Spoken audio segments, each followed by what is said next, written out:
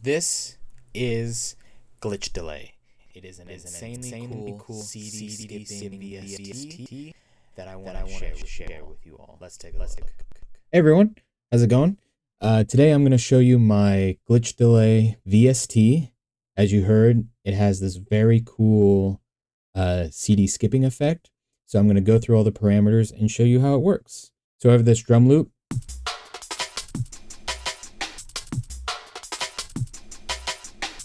Let's add the glitch delay effect to see what it does. I'm going to turn that back on.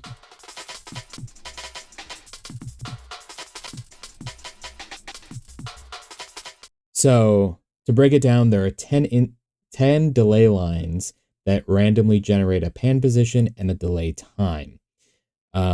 We have control over the low delay time and the high delay time. So when it randomizes, we can control what's the longest delay and what's the shortest delay. So you can have some effect. If we want only long delays, I'm going to take this up to 5,000 milliseconds.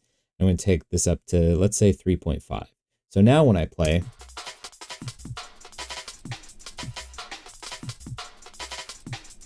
it's harder to tell because it's a short loop, but if we were to bring it down low to only below around 100 milliseconds, between 1 millisecond and 150 milliseconds.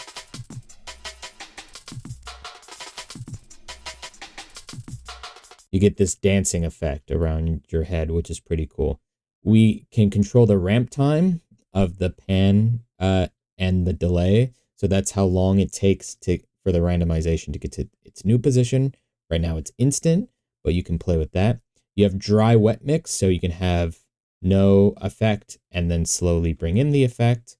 You have switch speed. So this is how fast the randomization is choosing which delay time is being used.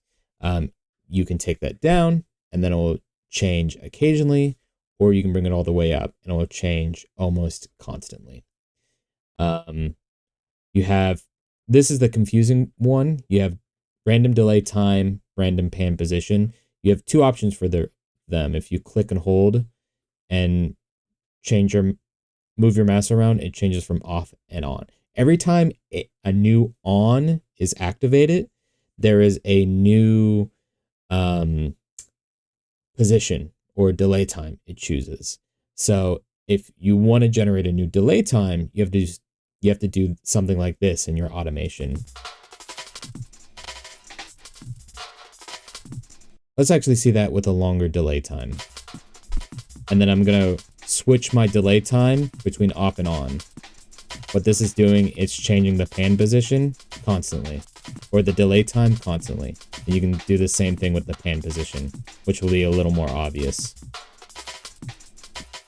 So you would have to activate that in your automation if you want to generate new pan positions constantly or on demand. And finally, we have a delay feedback parameter, and that goes from 0 to 1. So I'm going to bring this up.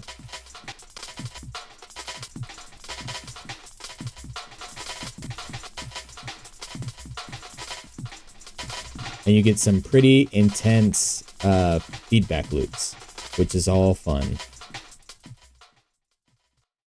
So great. That's fairly simple how it all works. I hope you enjoy.